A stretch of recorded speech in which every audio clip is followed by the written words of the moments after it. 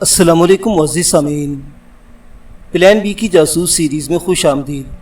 آئیے سنتے ہیں آفٹر دی اسٹورم قسط نمبر 5۔ معزز سامعین، آپ سے امید کی جاتی ہے کہ ویڈیو کو لائک کریں اور چینل کو بھی سبسکرائب کر دیں، شکریہ۔ جے ناشتے کے لیے ایک ریسٹورنٹ پہ لے گیا۔ وہ ایک گوشے میں جا بیٹھے، قریب کی میزیں خالی تھی، وہ سکون سے گفتگو کر سکتے تھے۔ ویٹر آرڈر لے کر چلا گیا تو سیمور کوئن نے کہا، میں جاننا چاہتا ہوں کہ تم نے اغوا کے لیے اسی شخص کا انتخاب کیوں کیا ہے؟ کوئی کروڑ پتی پکڑ لیتے، وہ اس سے آسان ہدف ہوتا۔ یہ مناسب ترین شکار ہے، جے نے کہا۔ ایک تو یہاں سیاست ملوث ہو جاتی ہے، دوسرے اس شخص کی اہمیت مسلم ہے۔ غلط ہاتھوں میں یہ شخص بہت مہلک ہتھیار ثابت ہو سکتا ہے۔ وہ واشنگٹن میں ہونے والے ہر بڑے فیصلے سے باخبر ہے۔ سب سے اہم بات یہ ہے کہ ایشیا میں CIA جو کچھ بھی کر رہی ہے وہ سب جانتا ہے۔ یہاں CIA کے ماضی، حال اور مستقبل کی کارکردگی پوری طرح اس کے علم میں ہے۔ ان دنوں یہ موساد کے لیے بھی کام کر رہا ہے۔ میرے خیال میں یہاں اس کی موجودگی پاکستان اور کشمیر کے خلاف ہے۔ وہاں موساد اور CIA کے ایجنٹ جتنے سرگرم عمل ہیں، یہ ان سب کا انچارج ہے۔ اس علاقے میں جتنے سیاستداں اور جتنی تنظیمیں CIA کے لیے کام کر رہی ہیں، یہ ان سب سے واقف ہے۔ امریکی حکومت اور یہودی ایک لمحے کے لیے بھی اسے کسی اور کی قید میں دیکھنا گوارا نہیں کریں گے۔ وہ 2 کروڑ کیا، اس کے 200 کروڑ بھی ڈالر خوشی سے دے سکیں گے اور اسے بھی سستا سودا سمجھیں گے۔ مگر وہ کشمیریوں کو اتنا خطرناک تو نہیں سمجھ سکتے۔ بات کشمیریوں کی نہیں، کشمیری سے چینیوں کے ہاتھوں بیچ سکتے ہیں۔ اصل میں امریکی اس بات سے ڈریں گے، اس شخص کو اگر نیلام بھی کیا جائے تو بولی بہت اونچی جائے گی۔ ہمیں سب سے زیادہ اسی خوف سے فائدہ پہنچے گا۔ سب کچھ اس پر منحصر ہے کہ کشمیری ہمارے ساتھ کس حد تک تعاون کرتے ہیں، سعادت نے کہا۔ یعنی فی الوقت تم مفروضوں پر بات کر رہے ہو، اس لیے کہ ابھی ہم نے کشمیریوں سے رابطہ نہیں کیا ہے۔ جے چند لمحے سعادت کو بغور دیکھتا رہا۔ وہ اسے صبر سے فکر مند لگ رہا تھا، شاید اس معاملے کی سنگینی سے خوفزدہ تھا۔ سعادت، اگر کوئی تمہارے پاس آئے اور تمہیں بغیر ہاتھ پاؤں ہلائے 1 کروڑ ڈالر پیش کرے تو تم کیا کرو گے؟ بالآخر اس نے کہا، جبکہ وہ محض لیبل پر تمہارا نام استعمال کرنا چاہتا ہو۔ سب سے پہلے تو مجھے اس پر شک ہوگا، سعادت نے جواب دیا، اور اگر وہ تمہیں اس طرح قائل کر دے کہ اس میں تمہارا کوئی نقصان نہیں بلکہ دوسرے رخ سے بھی تمہارا فائدہ ہی ہے، تم خود کو پوری دنیا میں تسلیم کرا سکتے ہو، تب تم کیا کرو گے؟ ٹھیک ہے، اور کشمیریوں کو یہ باور کرانا تمہارا کام ہے۔ میں کوشش کروں گا، لیکن مجھے سری نگر جانا ہوگا۔ ناجی کو کیا بتاؤں گا میں؟ یہی کہ کاروبار کے سلسلے میں کہیں جا رہے ہو، جے نے کہا۔ اسے کچھ بتانے کی ضرورت نہیں، تمہیں اب سے 21 تاریخ تک کی غیر حاضری کے لیے جواز ڈھونڈنا ہوگا۔ یہ پروجیکٹ کل وقتی کام ہے، مسٹر کوئن، تمہارے لیے تو کوئی مسئلہ نہیں ہے۔ جہاں تک میرا تعلق ہے تو میں اخبار سے ناطہ توڑ لوں گا۔ صفدر، تم اپنے چاچا کو بتا دینا کہ تمہیں کہیں اچھی ملازمت مل گئی ہے، رقم کی ضرورت ہو تو مجھے بتا دینا۔ وہ کہتے کہتے رک گیا۔ ویٹر ان کا ناشتہ لے آیا تھا۔ وہ سب بھوکے تھے، ناشتے پر ٹوٹ پڑے۔ اور وہ ضروری علاج جن کی تم نے فہرست بنائی ہے، وہ کہاں سے آئیں گے؟ سیمور نے پوچھا۔ وہ ہم مل کر بندوبست کریں گے۔ آپریشن والے دن جو گاڑیاں استعمال ہوں گی وہ چرائی جائیں گی، مشق کے لیے گاڑی کرائے پر لی جائے گی۔ سرمایہ کاری میں کر رہا ہوں، لیکن میرے پاس صرف 60,000 روپے ہیں۔ فہرست میں ایک آئٹم ایسا ہے جو مجھے اچھا نہیں لگا، ریوالور، سیمور نے کہا۔ صرف ایک ریوالور کیوں؟ اور وہ کس کے پاس رہے گا؟ میرے پاس، جے نے کہا، اور میں خون خرابہ نہیں چاہتا۔ میرے منصوبے کے مطابق ایک ریوالور ہی کافی ہے۔ ٹھیک ہے، لیکن میرے خیال میں احتیاطاً ہمارے پاس اس سے زیادہ اسلحہ ہونا چاہیے۔ اگر ڈیوڈ کیلی اور اس کے باڈی گارڈ نے مزاحمت کی تو کیا ہوگا؟ تم اسی مرض کی دعا ہو ایڈمرل، تم ہماری قوت ہو۔ ایک بات یاد رکھو، مردہ کیلی ہمارے لیے بے وقت ہوگا۔ چند منٹ خاموشی رہی، پھر سعادت نے کہا، جے، تمہارے میمورنڈم میں ایک بات کا تذکرہ نہیں تھا، کیلی کے آقاؤں کا رد عمل۔ ظاہر ہے وہ ہر قیمت پر اسے واپس لینا چاہیں گے۔ یہ ضروری نہیں کہ وہ ہمارے سامنے جھولی پھیلائیں۔ جانتے ہو کتنے طاقتور ہیں تم، اس ادارے سے ٹکر لے رہے ہو جس کا ایجنٹ اربوں ڈالر کا ہوتا ہے، جن کے وسائل لامحدود ہیں، جن کے ایجنٹوں کی تعداد ہزاروں میں ہے۔ یہ تو سانپ کو دم سے پکڑنے والا معاملہ ہے۔ جے نے جواب دینے سے پہلے توقف کیا۔ صفدر اور سیمور اسے بغور دیکھ رہے تھے۔ جے کو احساس تھا کہ اسے سعادت کو خود پر حاوی نہیں آنے دینا۔ سعادت دوسرے ساتھیوں کے مقابلے میں تیز ثابت ہو رہا تھا۔ CIA بھی ایک طرح کی بیوروکریسی ہے۔ بالآخر اس نے کہا، وہ اپنی فائلوں پر، اپنے کمپیوٹر کی یادداشت پر انحصار کرتی ہے۔ اس کے ساتھ مسئلہ یہ ہوگا کہ اسے ہمارے بارے میں معلومات نہیں ہوگی۔ جیسے ہی کیلی اغوا ہوگا، وہ اسے سیاسی واردات سمجھنے پر مجبور ہوں گے، لیکن ہمارے متعلق وہ اندھیرے میں ہوں گے۔ میرا تو کہیں کوئی ریکارڈ نہیں، سعادت بولا۔ میرا خیال ہے صفدر اور سیمور کے متعلق بھی اندھیرے میں ہوں گے۔ تم اپنے بتاؤ جے، اور یہ بھی بتاؤ کہ تمہیں کیلی کے متعلق یہ معلومات کہاں سے حاصل ہوئی؟ جے اس سوال کے لیے تیار تھا، کسی حد تک سچ بولنا بھی ضروری تھا۔ میں اسے اس وقت سے جانتا ہوں جب میں ایک بین الاقوامی ایجنسی کا نامہ نگار تھا۔ چند ہفتے پہلے مجھے معلوم ہوا کہ وہ ان دنوں یہاں ہے۔ پھر میرا آمنا سامنا اس کی بیوی سے ہو گیا۔ کسی زمانے میں ہم بہت اچھے دوست رہے تھے۔ صاف کہو نا تمہارے اس کے قابل اعتراض تعلقات تھے، سیمور نے بے دھڑک کہا۔ جے کو اپنا چہرہ تمتماتا محسوس ہوا۔ سنو مسٹر کوئن، تم اپنے کام سے کام رکھو۔ لیکن جے، اب اس کا ہم سب سے تعلق ہے، سعادت نے کہا۔ اگر ڈیوڈ کیلی نہیں جانتا ہے تو اسے مجھے پہچاننے کا موقع نہیں ملے گا۔ شاید تم نے میمورنڈم غور سے نہیں پڑھا۔ کیلی کو ہم میں سے کسی کی صورت دیکھنے کا موقع نہیں ملے گا، نہ آپریشن سے پہلے، نہ آپریشن کے دوران، اور نہ آپریشن کے بعد۔ مجھ سے اس کی بیوی کا تعلق یقیناً سامنے آئے گا، مگر میرے پاس آپریشن کے وقت کہیں اور موجود ہونے کی ناقابل تردید شہادت ہوگی، اور وہ شہادت تم ہوگے سعادت۔ ویٹر بل لے آیا۔ جے نے اسے تگڑی ٹپ دی۔ سعادت جمعے کی صبح سری نگر پہنچا۔ اس نے ماؤنٹ ویو ہوٹل میں کمرہ لیا اور وزیر اعلیٰ شیخ سے رابطہ کیا۔ شیخ نے اسے 2 بجے کا وقت دیا۔ اس نے ہوٹل کی نچلی منزل پر موجود رینٹے کار سے کار کرائے پر لے لی۔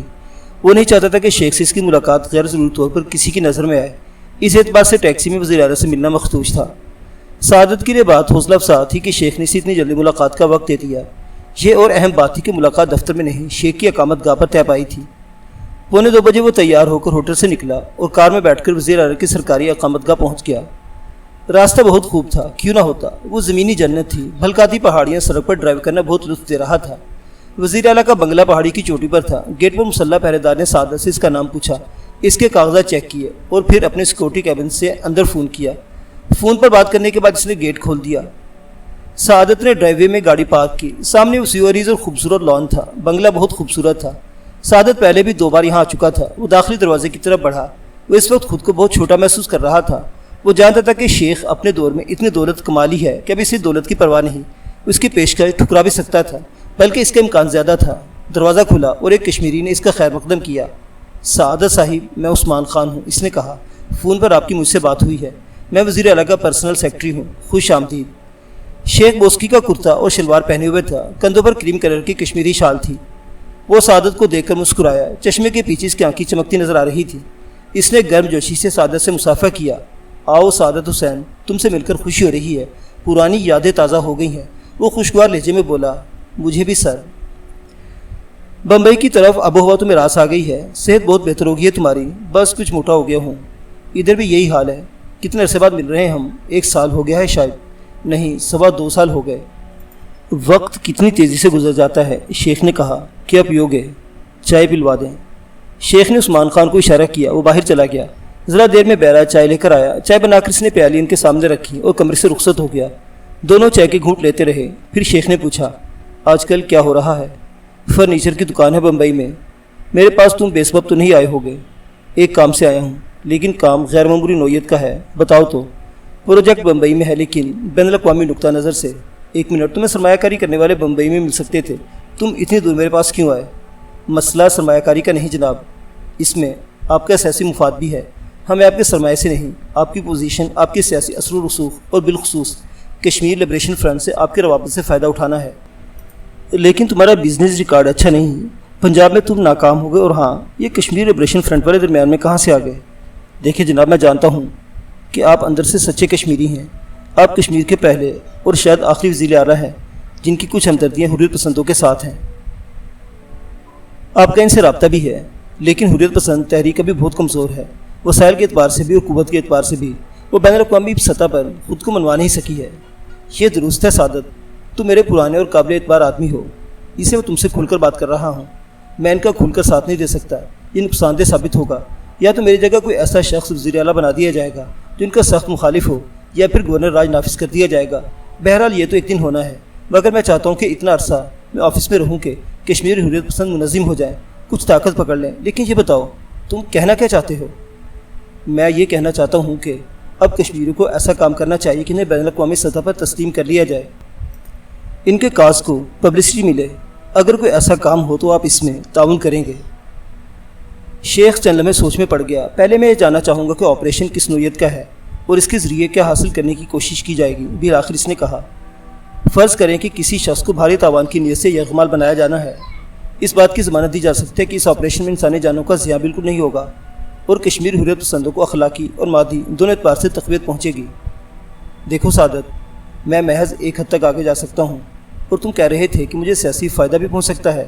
جی ہاں، وہ ایسے کہ آپ اپنا کردار بدل دیں۔ جب کارروائی ہو جائے تو آپ اس کی مذمت کریں، لیکن ساتھ ہی معاملہ طے کرانے کی اپنی خدمات پیش کریں۔ اب سوچیں۔ یوں تو یہ آپریشن آپ کے لیے شرمندگی کا باعث نہیں ہوگا، بلکہ آپ کا ایک نیا اور مختلف امیج ابھرے گا۔ آپ ایک انسانیت نواز سیاسی لیڈر کی حیثیت سے ابھریں گے، ایک ایسا لیڈر جس پر کشمیری بھی اعتبار کرتے ہیں اور مغربی دنیا بھی۔ آپ دونوں پارٹیوں کے درمیان تصفیہ کرائیں گے، یرغمالی کی باحفاظت واپسی کا کریڈٹ آپ کو ملے گا۔ شیخ کو آئیڈیا اچھا لگا تھا۔ وہ چھت کی طرف رک کر کے مسکرایا تھا۔ شاید وہ تصور میں خود کو بین الاقوامی لیڈر بنتے دیکھ رہا تھا۔ اسے دیکھ کر سعادت کے جسم میں سنسنی دوڑنے لگی۔ جے کی بات درست ثابت ہو رہی تھی، شیخ ہی ان کا مطلوب آدمی تھا۔ شیخ اپنے خیالات کے بھنور سے نکلا اور سعادت کی طرف متوجہ ہوا۔ لوگ میرے پاس عجیب عجیب اسکیمیں لے کر آتے ہیں، لیکن ایسی اسکیم میں نے آج تک نہیں سنی۔ تم نے یہ نہیں بتایا کہ تمہارے اور تمہارے ساتھیوں کا کیا رول ہوگا۔ ظاہر ہے تم یوں ہی بے سبب تو میرے پاس نہیں آئے ہو۔ تاوان کا 50% ہمارا ہوگا۔ آپریشن ہم کریں گے، سب کچھ ہم کریں گے، سوائے اسے اغوا کی ذمہ داری قبول کرنے کے۔ باقی 50% آپ جانیں اور کشمیری جانیں۔ اور یرغمال کسے مناؤ گے؟ یہ تو میرا طرف کا پتہ ہے جناب۔ جب آپ سے اور لبریشن فرنٹ والوں سے ہمارا باقاعدہ معاہدہ ہو جائے گا تب میں اس کا نام ظاہر کروں گا۔ بہرحال تاوان کی رقم 2 کروڑ امریکی ڈالر ہوگی اور ہم آئندہ پیر کو اسے اغوا کریں گے۔ سعادت تم مجھے حیران کیے دے رہے ہو۔ آپ کا کیا خیال ہے؟ سوچنا پڑے گا۔ اور چائے پیو گے؟ شیخ نے کہا اور اس کے جواب کا انتظار کیے بغیر ایک بٹن دبا دیا۔ عثمان نمودار ہوا تو سعادت کو احساس ہوا کہ وہ اس کمرے کے ایک علیحدہ گوشے میں تھا اور تمام گفتگو سن رہا تھا۔ سعادت نے شکایتی نظروں سے شیخ کو دیکھا۔ شیخ نے عثمان کو چائے لانے کو کہا اور سعادت کی طرف متوجہ ہو گیا۔ تم عثمان کی فکر نہ کرو، وہ میرا معتمد خاص ہے۔ میرے اور لبریشن کے درمیان رابطے کا کام بھی یہی کرتا ہے۔ اس لحاظ سے یہ غیر متعلق آدمی بھی نہیں، لیکن میں تھرڈ پارٹی ڈیلنگ نہیں چاہتا۔ اس کی ضرورت بھی نہیں۔ لبریشن فرنٹ کے ملٹری ونگ کا سربراہ مصطفیٰ تمہیں سے ملوا دیا جائے گا۔ عثمان تمہیں اس تک پہنچا دے گا۔ اچھا مجھ سے ذرا تفصیلی گفتگو کرو۔ اتنی دیر میں عثمان خان چائے لے آیا۔ اس روز جے نے مسٹر سو کو اپنے فیصلے سے آگاہ کر دیا کہ وہ فوری طور پر ملازمت چھوڑ رہا ہے۔ 20 منٹ بعد اسے 60,000 کا چیک مل گیا۔ جلدی کرنے کا ایک سبب تو یہ تھا کہ اب اسے پروجیکٹ ٹی کو پورا وقت دینا تھا۔ اس کے علاوہ پیسوں کی ضرورت بھی تھی۔ جہاں دی اسٹار کا اکاؤنٹ تھا، اسی بینک میں اس کا اپنا اکاؤنٹ بھی تھا، لہٰذا اس کا چیک فوراً ہی کلیئر ہو گیا۔ اس نے فوری طور پر 25,000 روپے نکلوائے اور چور بازار کی طرف چل دیا۔ اس کا رخ ایک مخصوص دکان کی طرف تھا۔ بظاہر تو وہاں کاٹ کباڑ پڑا تھا۔ وہاں second hand radio, T V اور ان کے پرزے ملتے تھے۔ گزشتہ روز اس نے وہاں اپنے مطلب کی چیز دیکھی تھی۔ دکاندار سے اس کا تعارف صفدر نے کرایا تھا۔ وہ صفدر کے ساتھ جیل میں رہا تھا۔ اسے چوری کی اشیاء خریدنے کے جرم میں سزا ہوئی تھی۔ صفدر نے کہا تھا کہ وہ قابل اعتماد آدمی ہے، اس سے رازداری کی امید پر کچھ بھی خریدا جا سکتا ہے۔ دکاندار نے گرم جوشی سے اس کا خیر مقدم کیا۔ وہ اسے اپنے حصے میں لے گیا جو ورکشاپ کے طور پر استعمال ہوتا تھا۔ وہاں جے کو اپنے مطلب کی چیز رکھی ہوئی نظر آئی۔